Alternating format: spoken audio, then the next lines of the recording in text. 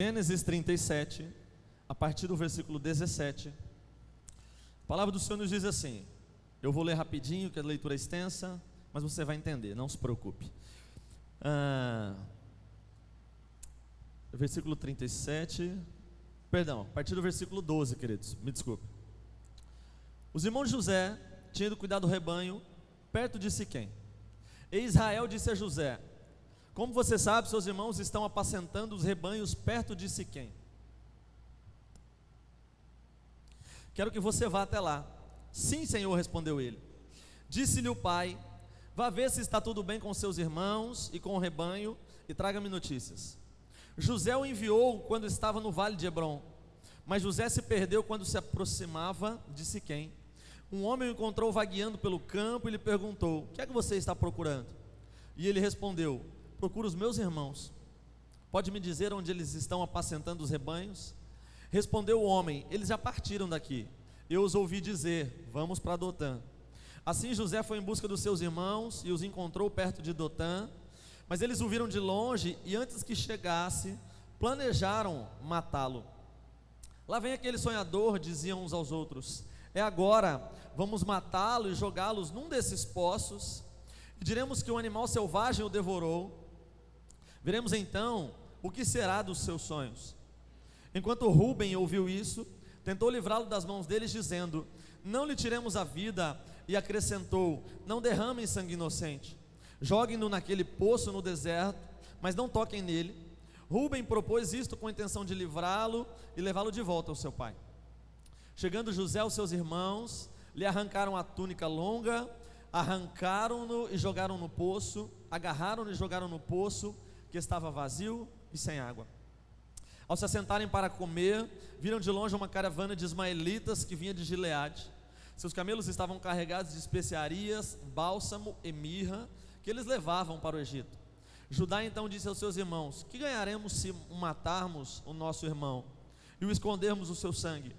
Vamos vendê-lo aos ismaelitas, não tocaremos nele, afinal é o nosso irmão, é o nosso próprio sangue. E os seus irmãos concordaram. Quando os mercadores ismaelitas de Midian se aproximaram, seus irmãos tiraram José do poço e o venderam por 20 peças de prata aos ismaelitas, que o levaram para o Egito. Quando Rúben voltou ao poço e viu que José não estava lá, rasgou as suas vestes e, voltando aos seus irmãos, disse: o jovem não está lá, para onde irei agora? Então eles mataram um bode, mergulharam no sangue a túnica de José e a mandaram ao pai com este recado: achamos isso, veja, é a túnica do teu filho. Ele a reconheceu e disse: é a túnica do meu filho, um animal selvagem o devorou. José foi despedaçado. Então Jacó rasgou as suas vestes, vestiu-se de pano de saco e chorou por muitos dias por seu filho. Todos os seus filhos e filhas vieram consolá-lo, mas ele recusou ser consolado, dizendo: não chorando descerei à sepultura para junto do meu filho. E continuou a chorar por ele. Neste mesmo tempo, no Egito, os midianitas venderam José a Potifar, oficial do faraó e capitão da guarda. Amém? Você pode fechar a tua Bíblia. Feche também os teus olhos por um minuto. Pai, nós já oramos, mas em virtude de tantos recados, do tempo que nós passamos aqui, eu ainda quero pedir para que o Senhor me use nesta hora. Assim como o Senhor me usou pela manhã com aquela palavra, fala também agora nesta noite, Senhor. Nós ministramos a mesma palavra, mas a atuação do Senhor é diferente, nós entendemos, e eu estou aqui simplesmente para fazer a tua vontade. Usa, Deus, a minha vida, me abençoa nesta noite. Fala conosco, que nós possamos sair daqui impactados pela tua palavra, Senhor. Nós queremos ouvir o Senhor e ouvir a tua voz no nosso coração. Nos abençoa em nome de Jesus, em nome de Jesus. Amém. Amém. Nós estamos vivendo, como você já sabe, nós estamos falando esse mês sobre a unidade da igreja. Nós estamos falando sobre o fato de que estar junto nos faz estar mais forte. Você já deve ter reparado que quantas vezes você tentou fazer alguma coisa sozinho e não deu certo, e de repente alguém chega para te ajudar, e uma coisa que você demoraria 1 hora para fazer, para realizar sozinho, em 15 minutos você fez, porque havia alguém do teu lado, te ajudando numa tarefa difícil, em uma situação. E e conseguiu realizar porque havia unidade. Conseguiram, há um ditado que diz que duas cabeças pensam melhor do que uma, e você realizou aquela tarefa. E quando o pastor passou a escala de ministrações, eu comecei a falar com o Espírito Santo sobre qual era a palavra que o Senhor queria falar através da minha vida com a igreja. E eu estava alguns dias na oração da manhã, e eu comecei a orar, e o Espírito Santo começou a falar no meu coração. Eu comecei a pensar a respeito da unidade, como nós estamos vivendo algo diferente. Você já deve ter reparado que nesse mês que nós estamos falando sobre a unidade, a igreja está com um clima diferente. Parece que nós estamos mais próximos dos nossos irmãos, parece que há um clima, parece que há uma unção diferente do Espírito Santo sobre essa igreja. Mas o Espírito Santo começou a falar comigo que existem algumas coisas que vez ou outra inibem a unidade. Existem algumas coisas que tentam, não da parte de Deus, mas da parte do inimigo, que tentam bloquear a unidade que Deus libera e tem para liberar sobre a igreja. E naquele dia o Senhor me deu o título da palavra, sem Ele me mostrar onde era o versículo, qual era a referência, o que eu iria ministrar. Mas naquela hora o Espírito Santo falou comigo: o perdão restaura a unidade. O Espírito Santo começou a falar comigo sobre o perdão que restaura a unidade e a capacidade que o perdão tem de transformar algumas situações da nossa vida. Quando a gente para analisar o que o perdão é capaz de fazer em nós, o que o perdão proporciona na nossa vida, ou o que é capaz de acontecer quando a gente não libera o perdão, a gente começa a refletir algumas coisas. E nesse meio tempo eu continuei a falar com o Espírito Santo, e eu disse: Senhor, o Senhor já me deu o título da palavra, mas eu não posso chegar para a igreja e dizer apenas o título. Eu preciso ministrar algo da parte do Senhor. E ao longo dos dias, o Espírito Santo começou a me alimentar, começou a me mostrar a palavra. E num determinado momento o Senhor me levou à história de José. História que você já conhece. Nós já ministramos aqui quantas vezes. Eu falei que pela manhã eu mesmo devo estar ministrado sobre José umas 6 vezes. Mas o Espírito Santo começou a falar nesse texto comigo de uma maneira diferente. O Espírito Santo começou a mostrar o tema que Ele havia me dado, que é o perdão que restaura a unidade dentro da família de José. E eu comecei a perguntar: mas Senhor, por que o Senhor está falando com família, se o tema da igreja, o tema do mês, é falar sobre a unidade do corpo, falar sobre a unidade da igreja? E Deus começou a me mostrar que o Deus trino, o Deus triuno, o Deus que é um só, que é 3 em 1, há uma unidade entre si. Quando o homem está sendo criado, Deus diz assim: olha, façamos o homem a nossa imagem e semelhança. Já na representação do próprio Deus nós vemos a unidade, porque são três momentos diferentes, 3 atuações diferentes, mas os 3 são um só, que agem em favor daqueles que nele esperam, que trabalham em favor do seu povo. Quando Deus cria o homem, Deus coloca a essência da unidade e do vínculo da unidade também no homem, porque Ele diz: nós vamos fazer o homem a nossa imagem e a nossa semelhança. Assim como nós somos um, o homem vai ser um conosco. E o texto continua dizendo que o homem estava sozinho no jardim, e Deus então diz: olha, não é bom que o homem esteja sozinho, nós vamos fazer para ele uma mulher, uma adjuntora, uma auxiliadora. E aí o texto do capítulo 2 de Gênesis, do versículo 24, diz que Deus dá uma ordem ao homem, dizendo: deixará o homem pai e mãe, deixará a sua casa, unir-se-á a sua mulher, e serão 2, uma só carne. Deus está falando que casamento é unidade. E aí o Espírito Santo começou a dizer: Felipe, não há outra maneira de se constituir uma família se não for através do casamento, porque família também precisa ser uma unidade. Família, a definição de família é um conjunto de pessoas com a mesma ancestralidade, com a mesma herança genética. Existe até pessoas que compõem a família que não têm a herança genética, mas têm o mesmo sobrenome, vivem debaixo de um mesmo teto, debaixo de um mesmo propósito. E Deus começou a falar comigo que a unidade, essa unidade que precisa estar presente em todo o tempo no meio da igreja, começa com as famílias. O Espírito Santo começou a falar comigo que se a família não estiver unida, se não houver unidade na família, não tem como ter unidade na igreja. Paulo instruindo os discípulos, dizendo assim: olha, aquele que vai governar sobre a igreja, convém primeiro que governe bem a própria casa. Se o obreiro não governa bem a própria casa, como que ele vai cuidar da igreja de Cristo? Como que ele vai cuidar do corpo de Cristo? E aí, diante de toda essa conversa com o Espírito Santo diz: olha, e o princípio de unidade nós conhecemos, e você conhece, que está lá em Atos, no capítulo 2, no versículo 42 até o 46. Olha só.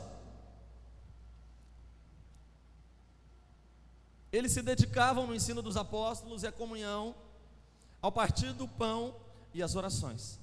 Todos estavam cheios de temor, e muitas maravilhas e sinais eram feitos pelos apóstolos. Os que criam mantinham-se unidos e tinham tudo em comum. Vendiam as suas propriedades e bens, distribuíam a cada um conforme a sua necessidade. Todos os dias continuavam a reunir-se no pátio do templo, partiam o pão em suas casas e juntos participavam das refeições, com alegria e sinceridade de coração, louvando a Deus e tendo a simpatia de todo o povo. E o Senhor lhes acrescentava diariamente os que iam sendo salvos. Filipe, mas o que tudo isso tem a ver com a família de José? Tem a ver que há um grupo de pessoas reunidas. E olha que interessante, havia promessa de Deus, porque desde Abraão Deus havia feito uma promessa dizendo que a descendência de Abraão seria grandiosa na terra, uma grande bênção do Senhor seria liberada sobre Abraão, Isaac, Jacó e sobre José, ou qualquer um dos filhos de Jacó. Havia uma promessa de bênção de Deus ali. Mas querido, comece a aprender uma coisa. A primeira coisa que você tem que ter em mente: você pode ter a promessa do Senhor direcionada para a tua vida, mas se não houver unidade para conquistar a promessa, ela não vai se realizar, ela não vai acontecer de Deus para você. Para tomar posse da promessa, precisa haver unidade de Jesus, seja na tua casa, na tua família, na tua célula ou na igreja. Mas Filipe, como que é? O versículo 44 diz que eles tinham tudo em comum. O que é isso? Como que é ter tudo em comum? Como que é ter tudo em comum? Eu preciso aqui, vou mudar um pouquinho do que eu fiz de manhã aqui. Eu preciso de uma família com pelo menos 4 pessoas presentes aqui. Uma família com 4 pessoas. Vem cá, o Beto, a Elaine, o Jean e a Laura. Vem cá, vou usar vocês, corre aqui. Cadê Beto, Jean? Tá lá, tá vindo. Cadê a Laura? A Laura tá na escolinha? Vem vocês 3, vai. Vem aqui, ô Rose, vem cá. Aqui. Faz de conta que a Rose é da família dele, só pra gente. Ela é da família de Cristo, né? É da família. Mas, bom, tá aqui. Digamos que eles são da mesma família de ancestralidades. Eles estão unidos aqui? Eles estão em união? Sim ou não? Sim, eles estão unidos. Estão os 4 aqui ao meu lado, nós estamos unidos numa linha reta. Mas eles estão em unidade? Não. Por exemplo, qual a comida que você mais gosta? Estrogonofe de frango. Qual comida você mais gosta? Churrasco. Lasanha. Churrasco. Tem a Rose e o Beto conseguiu chegar perto aqui. Mas cada um deles tem uma comida favorita. A Elaine, a dona da casa, vai preparar o almoço. Você faz para ele o estrogonofe de frango para você, você faz churrasco para ele, a lasanha para ele. E se tivesse mais 3 ou 4, você ia fazer uma mistura para cada um. Ia comer o que tivesse. E aí, como é que faz para almoçar, gente?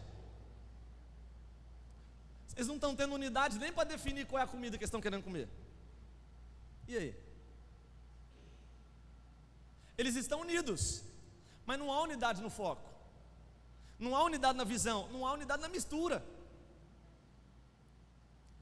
Unidade é entender que por mais que o Beto queira o churrasco e a Elaine queira o estrogonofe de frango, eles precisam reunir os 4 e dizer assim: o que nós vamos fazer para o almoço hoje? 1 minuto para vocês reunirem. O que vocês vão fazer com a janta hoje? Vai. O Beto está tomando aquela parte de que o sacerdote da família resolve as coisas. Pode ser o churrasco? Você gosta de churrasco? Você gosta de churrasco? Você gosta? Gosta. Tem alguém que gosta de churrasco, gente? Pronto, pelo menos nisso há uma unidade aqui, gente. Isso, agora, no caso deles, foi segundos. De manhã eu fiz quase o mesmo exemplo, falando sobre a viagem. Se eles fossem fazer uma viagem, cada um queria um destino, cada um queria ir para um lugar. E aí? Se tinha uma viagem só, como que nós ia pagar 5 destinos? Mas a unidade fez com que eles decidissem o que era melhor para todos, o que era mais fácil para todos, ainda que talvez a Laine estava com aquela vontade de comer o estrogonofe. Mas pela unidade, eu faço o estrogonofe amanhã e hoje eu vou comer um churrasco. Aí vocês fazem o que vocês quiserem de churrasco, gente. Picanha, fraldinha. Palmas para eles porque eles merecem, gente. Estão na unidade de Jesus aqui.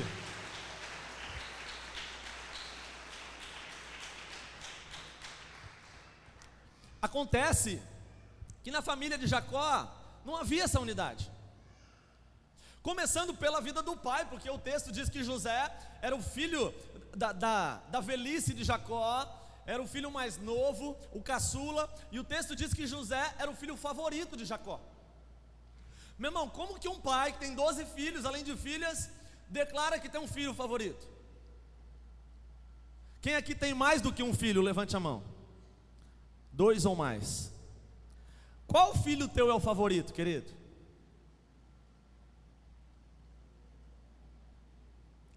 Nenhum. Eles vão ter características diferentes, personalidades diferentes, temperamento diferente, mas o amor de pai precisa ser o mesmo para todos. Aí o texto diz que Jacó faz uma túnica bonitona, que era como se fosse a representação da túnica de um rei, e ele chama o José e fala: filhão, olha o que o papai fez para você, uma túnica. E os outros filhos começaram a olhar: mas gente, cadê a minha? Pode deixar, Gabriel, pode deixar, só um recado, eu já dei os recados, obrigado, viu? Eles começaram a olhar: mas cadê a minha túnica? Talvez esperando, né? Vai ver que a mãe está costurando, amanhã vai chegar a minha, depois chega a outra. É como você ir lá, comprar um celular para um filho e comprar um adesivo para o outro. Querido, é favoritismo. A família de Jacó tinha pessoas, tinha um número de gente reunida, havia ancestralidade, mas não tinha unidade. E eu quero entrar na palavra com você aqui, traçando alguns pontos para a gente entender qual é a essência do perdão que traz a unidade. Porque antes de eu entender o perdão que vai restaurar a unidade, eu preciso entender o que a falta do perdão vai acontecer e vai ocasionar. Porque a gente entende claramente pelo texto que nós lemos que há uma quebra de relacionamento na família de Jacó. Os filhos mais velhos de Jacó começam a olhar para José e eles não suportavam mais olhar para José. O texto conta que José está vindo de longe e os caras já começam a dizer: ah lá, tá vendo? Tá vindo aquele irmão, é o favorito do pastor. Ah lá, tá vindo ele que é o favorito do supervisor. Começou uma conversinha, uma disputa de relacionamento, e naquele momento os relacionamentos da família de Jacó foram quebrados. E sabe o que acontece, querido, quando relacionamentos são quebrados? A primeira coisa que acontece, a unidade é afetada. Quando relacionamentos se quebram, a unidade é afetada. Os filhos que antes poderiam se reunir em volta de uma mesa para tomar um café, para jogar um jogo, para contar histórias. Hoje não tem mais, fica todo mundo no celular, mas antes tinha isso, se reunia. Agora não tem mais, porque o relacionamento foi quebrado. José entrava por aquela porta, todo mundo saía pela outra. José entrava por aquele corredor, os irmãos corriam pelo outro, porque ninguém mais aguentava ouvir a história dos sonhos de José. O relacionamento foi quebrado e a unidade então começa a ser afetada. E sabe de uma coisa, querido? A unidade afetada se torna divisão. Porque agora eu já não estou caminhando na mesma visão que meu irmão, eu começo a caminhar numa outra visão, num outro propósito, num outro ideal. Não importa o que ele pensa, eu não quero saber qual é a atitude dele, importa o que eu quero fazer. Há uma divisão, e Lucas no capítulo 17, a palavra do Senhor nos diz que um reino dividido em si mesmo não subsiste. Um reino que se divide contra si próprio não cresce. Se a unidade é afetada, não há crescimento. A igreja de Atos estava crescendo porque havia unidade dentro da igreja. Eles tinham tudo em comum, pensavam do mesmo jeito, agiam da mesma forma, e a igreja estava crescendo. Agora, como que a tua célula vai crescer se você não consegue combinar qual é o lanche da comunhão? Porque um quer comer pão com ovo e o outro quer comer pão com salsicha. Se não há unidade nem no pão a se comer, há uma divisão. E aí alguém começa a dizer assim: porque o Rogério falou assim, mas a Bia disse isso, e o fulano falou aquilo, e o Felipe contou assim. Já não há mais uma unidade, a unidade foi afetada, houve uma quebra de relacionamento. Agora talvez por uma coisa boba, eu digo assim: Rogério, eu não vou mais na tua célula, porque aquele dia eu quis fazer o lanche, fazer uma pipoca doce, todo mundo queria salgada. Quais os motivos que quebram relacionamentos? Você já parou para pensar nisso? Quantos motivos quebram relacionamentos? Motivos inúteis. Nós temos no texto, por exemplo, no caso de José foi o favoritismo de Jacó, por parte de Jacó, porque Jacó declara para os outros filhos que havia um favoritismo. Querido, o favoritismo não pode acontecer. O Senhor colocou todos nós para sermos parte de um mesmo corpo, agimos de uma mesma forma, cada um à sua maneira, mas todos nós estamos debaixo do cabeça que é Cristo. Se a unidade for afetada, vai gerar uma divisão, e o reino dividido não vai existir. Favoritismo, egoísmo, ódio, ciúme, rancores, imaturidade. Querido, José chega para os irmãos, Deus dando um sonho para José de que ele seria um grande líder, e o José imaturo diz assim: vocês estão vendo? Olha o sonho que eu tive, Deus vai me colocar para liderar sobre vocês, sobre o pai, sobre a mãe, vocês vão ter que se curvar diante de mim. Querido, aprenda uma coisa: quando Deus mostra os propósitos para você, guarda no teu coração, não começa a contar para todo mundo não. O Provérbios nos diz, no Provérbios, se não me falha a memória, no 17: confia ao Senhor os teus planos, e os teus projetos serão estabelecidos. O inimigo está tentando destruir os teus planos e a unidade que há na tua casa, na tua família, na tua célula, porque você tem abrido a boca aberta. Guarda os planos do Senhor no teu coração, e aí o irmão que está na unidade contigo, quando ele souber, ele vai começar a orar junto com você, para que você prevaleça, para que você cresça, para que você produza no Senhor. Os relacionamentos quebrados afetam a unidade. Eu contei pela manhã, como a gente ministra a mesma palavra, muitos não estavam aqui. Eu vivi isso. O Rogério vai se lembrar, porque o Rogério estava comigo nessa época. Nós tínhamos um grupo de adolescentes, jovens e adolescentes, um grupo musical, e nós gravamos um CD, todo mundo animado, e vamos viajar, vamos tocar, aquela coisa de jovem, né? Visionário. E eu tinha um amigo de infância, crescemos juntos. Ele dormia em casa, eu dormia na casa dele, a gente ia junto para todos os lugares, acabava o culto, a gente ia para o lanche, os compromissos, aonde ele estava, eu estava, onde eu estava, ele estava. E aí um dia, por uma imaturidade, por uma bobeira, por coisa simples, nós nos desentendemos, o relacionamento foi afetado. O relacionamento foi quebrado. O grupo que antes estava com foco total, propósito, querendo fazer, de repente, não só eu e ele foram afetados, mas todos aqueles que estavam na unidade, dentro do mesmo propósito, foram esbarrados pelo nosso desentendimento, foram afetados pelas nossas decisões, foram afetados pelas nossas falas. E aí então acontece que o relacionamento foi quebrado, e aí o relacionamento quebrado se tornou a divisão, e a divisão ocasionou o fim de um propósito. Ele foi para um lado, eu fui para o outro, e nós não nos falamos durante muito tempo. Muito tempo.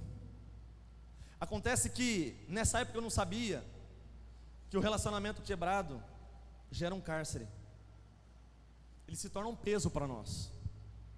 A segunda questão que eu preciso ter no meu coração é essa: que se eu quebrar relacionamentos, se eu quebrar a unidade, eu vou gerar alguns cárceres. É o que está acontecendo com os irmãos. Não, vamos lançar o José no poço, porque aí vai acabar os nossos problemas. A quebra de relacionamento faz você colocar o desejo no teu coração de ver o teu irmão lá no fundo do poço. E eu fiquei durante muito tempo com um fardo, com um peso nas costas, e eu caminhando, sem vê-lo, aquele peso ficava nas costas, e eu dizia: meu Deus, eu preciso conversar, eu preciso encontrar, eu preciso pedir perdão. Sabe por quê, queridos? Durante um tempo eu fiquei aprisionado por um cárcere.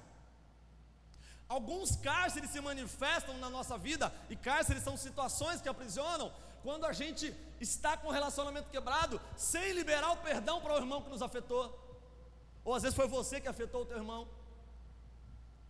O primeiro cárcere que a gente libera quando há uma quebra de relacionamento, que a gente cria, é o cárcere comportamental.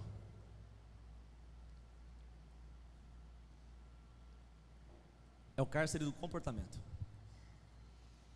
O texto diz que os irmãos de José procuravam matá-lo. O cárcere comportamental vai fazer com que a pessoa que está com rancor no coração, com a ausência de perdão, que está com o coração pesado, ele agora não vai viver em função de si próprio, porque todas as coisas que ele vai fazer é para prejudicar o irmão. A pessoa diz assim: ele vai ver, deixa ele para mim, lá na frente eu pego ele, lá na frente vai acontecer isso na vida dele, não, deixa ele fez isso comigo, aconteceu assim, ele quebrou o relacionamento, ele vai entender o que está acontecendo, deixa, aí coloca até Deus no meio, deixa que Deus pega, deixa que Deus faz. Meu irmão, Deus não tem pato nesse negócio não. Se há uma quebra de relacionamento, se há falta de perdão, mágoa, rancor, ira, ódio, ciúme ou qualquer outra coisa, isso não provém do céu, isso provém do inferno. Comportamental.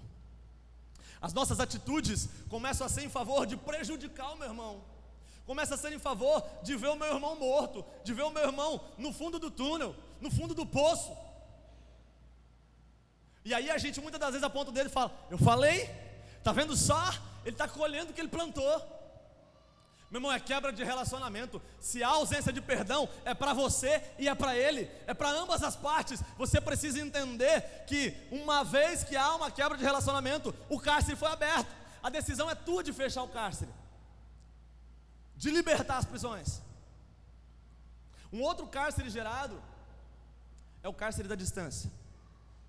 O texto diz que os irmãos disseram assim: não, ao invés de matar, para a gente não ter parte nesse negócio tão cruel, nós vamos vender o José.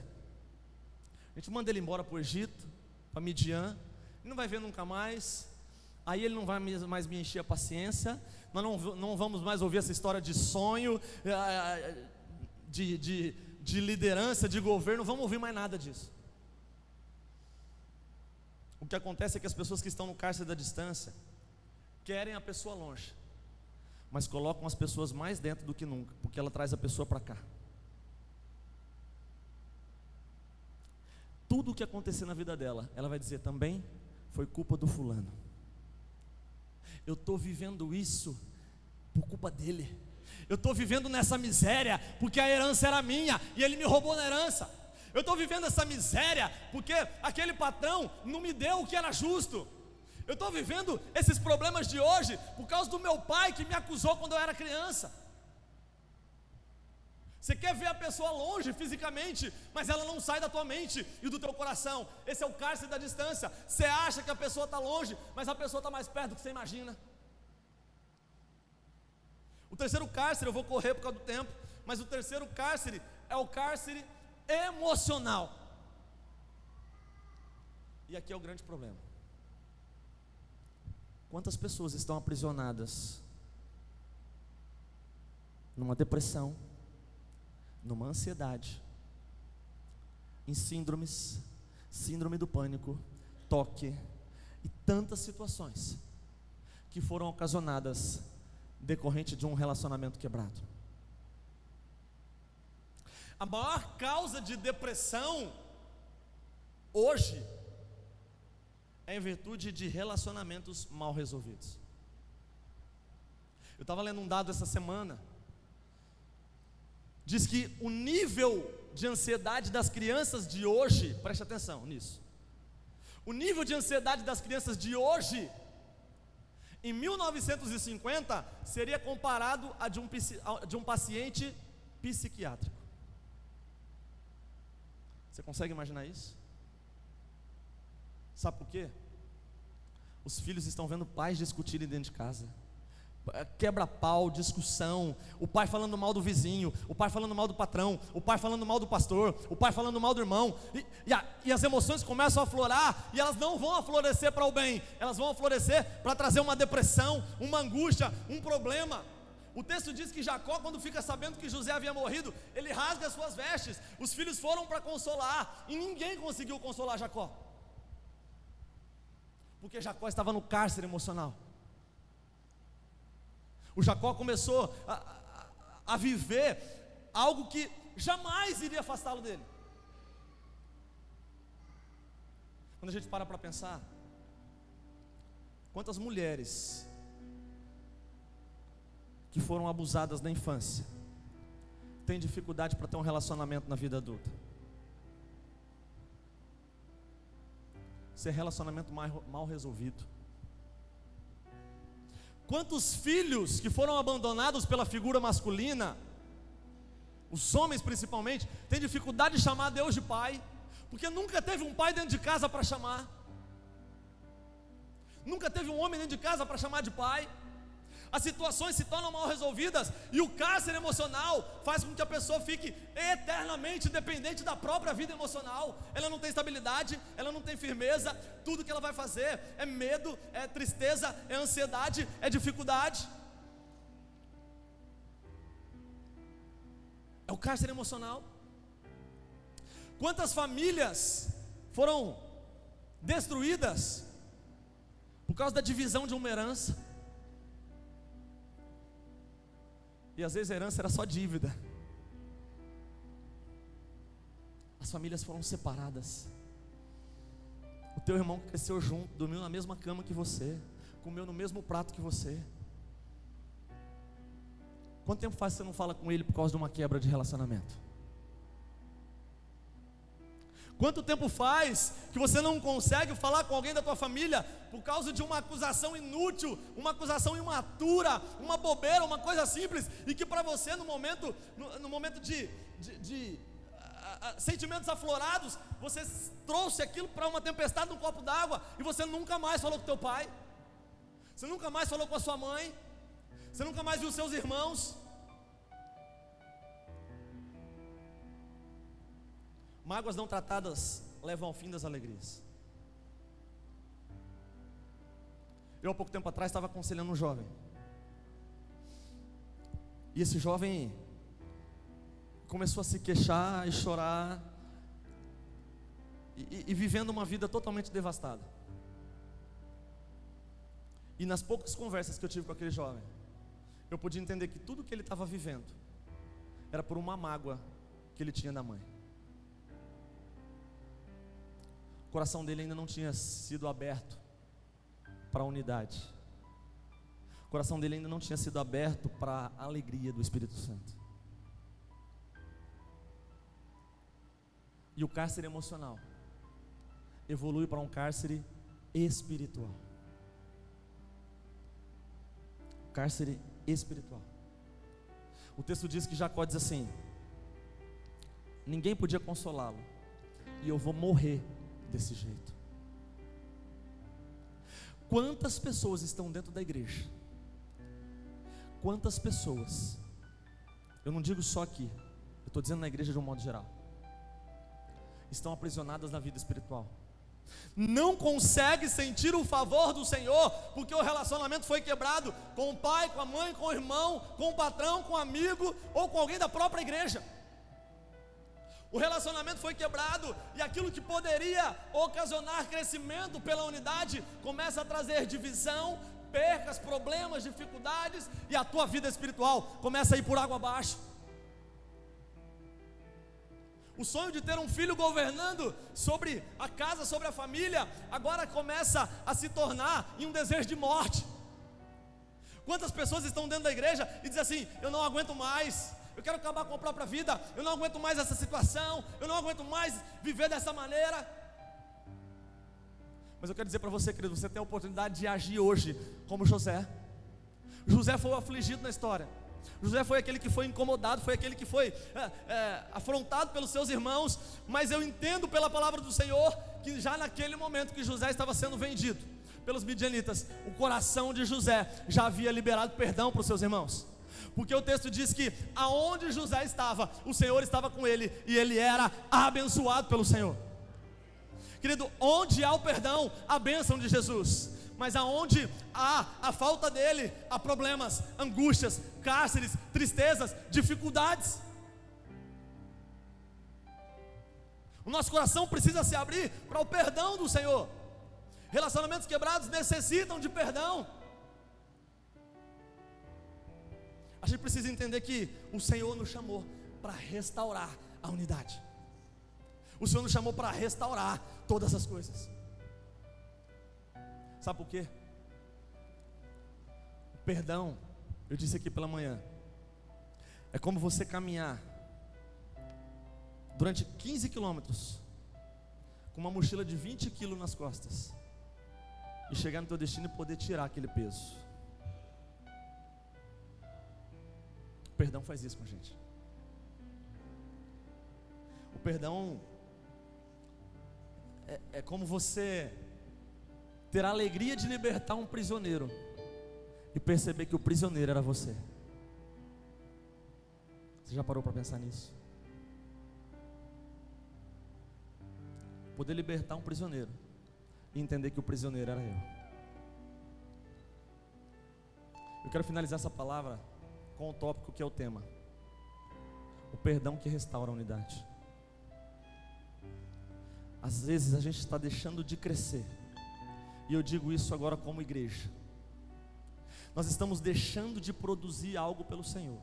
A tua célula não está crescendo, a tua família não está rompendo, os teus amigos não estão chegando para Jesus. Nada está acontecendo na tua família porque falta a necessidade do perdão. Você precisa abrir o teu coração, abandonar os cárceres e dizer: eu preciso restaurar a unidade na minha família, eu preciso restaurar a unidade na minha casa, eu preciso restaurar a unidade na minha igreja, eu preciso restaurar aquilo que o Senhor pediu para que eu restaure.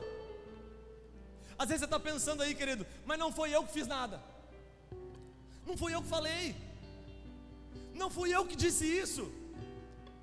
Querido, Jesus nos deu perdão, mesmo sem Ele ter feito nada.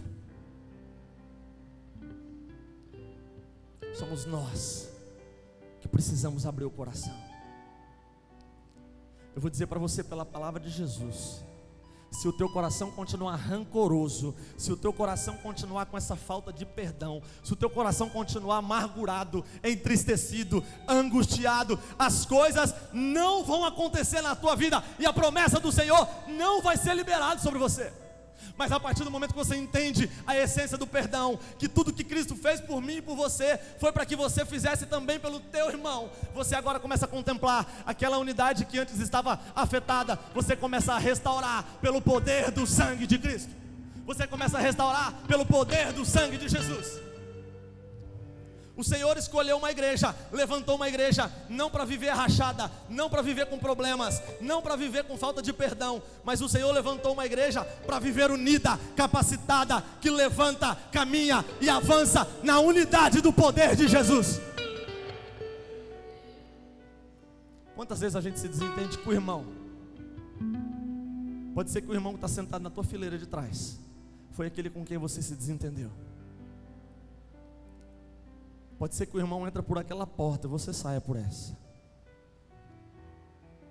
Vou dizer para você que enquanto nós estivermos assim, a nossa igreja não vai avançar, porque a unidade está afetada. Mas sabe de uma coisa, queridos? O Senhor nos dá a oportunidade de restaurar. O Senhor nos dá uma oportunidade de restaurar essa unidade. Quando a gente se propõe em Cristo, restaurar essa unidade que, às vezes por motivos fúteis, estavam afetados. Quando a gente abre o nosso coração e começa a liberar o perdão, às vezes aonde você está aí agora, o Senhor vai entender que você pode liberar o perdão agora.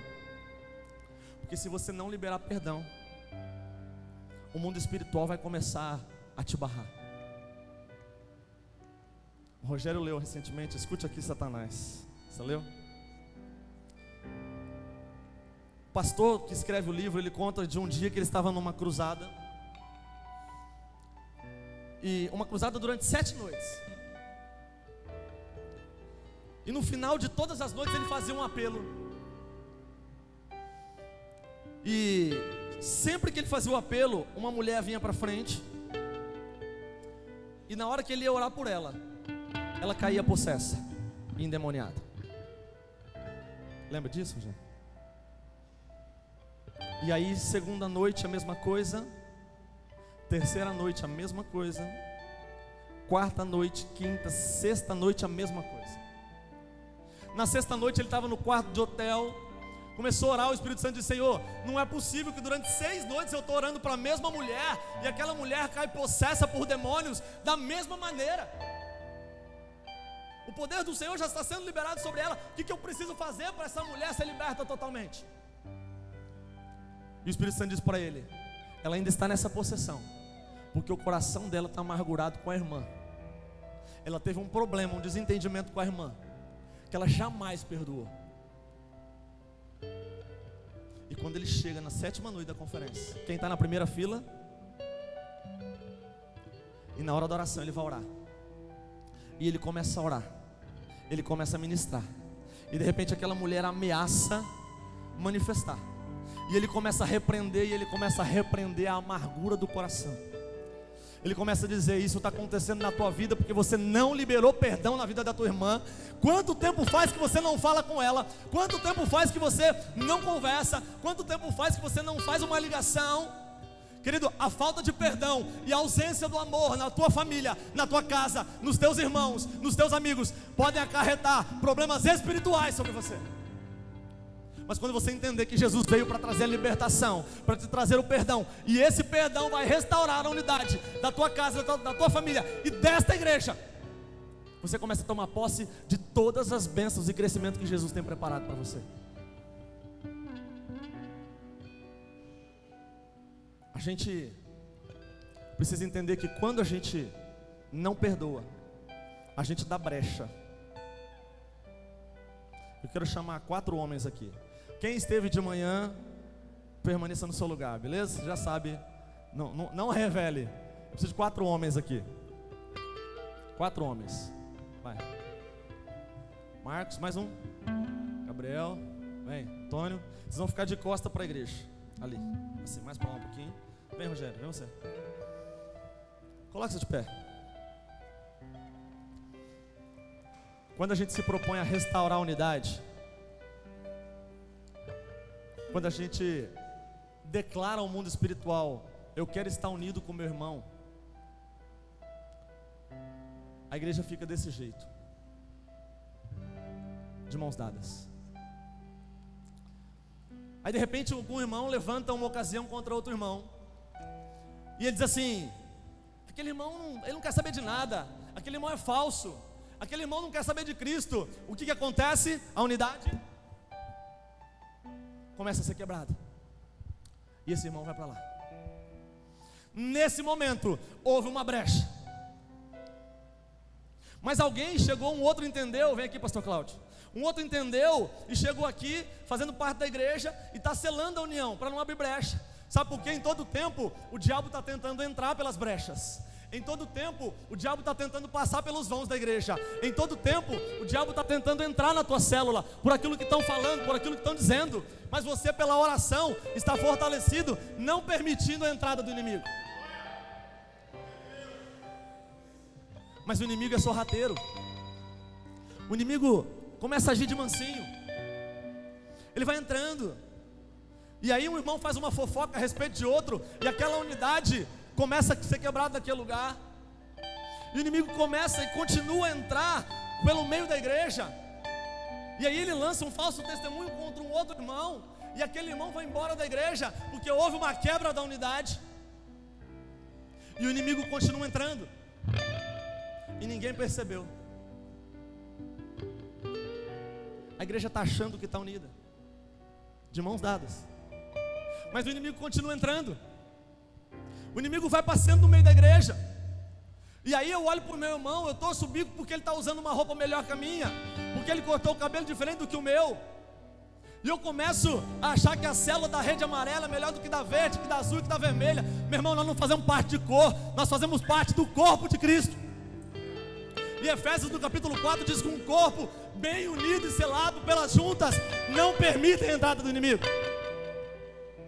Acontece que o inimigo continua passeando no meio da igreja, e ninguém fez nada. E eles estão lá na frente, de mão dadas, achando que a igreja está unida, e o diabo passeando no meio da igreja. E o diabo continua às vezes se andando. O diabo vai para um lado e para o outro, e você está achando que a igreja está unida. Olha para mim, vocês que estão aí na frente. Vocês estão unidos?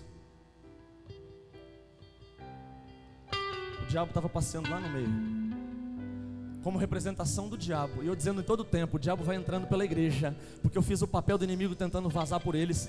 E eu passei como inimigo sorrateiro, por fora, passei devagarzinho. E eu estou caminhando pela igreja, e a igreja está achando que está unida, e a igreja está sendo destruída. A igreja não está crescendo, não está rompendo, porque você está achando que a unidade está prevalecendo, mas o inimigo continua se andando no meio da igreja, e ninguém faz nada para interceptar a presença do inimigo. Queridos, era hora de alguém sair correndo do banco e me segurar aqui, ou você dar a mão para o irmão que está do seu lado, não permitindo que eu passasse pela fileira de trás. Como que você se importa com a igreja de Cristo? A tua ficha não caiu ainda?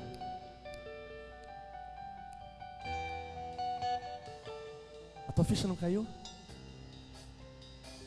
Ah, alguém começou a entender. Está vendo?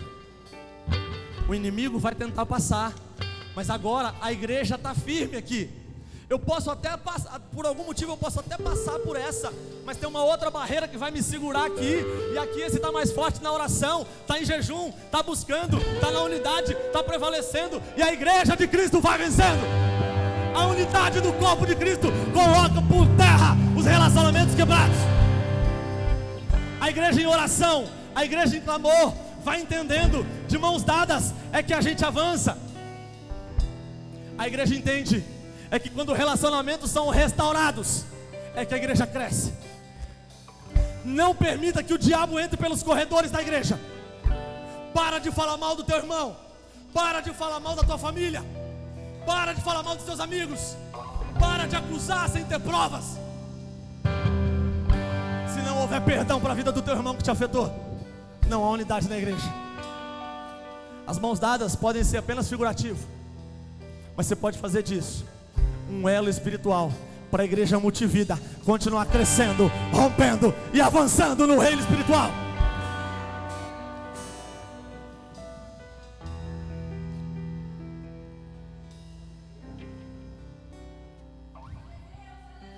Aleluia, Jesus.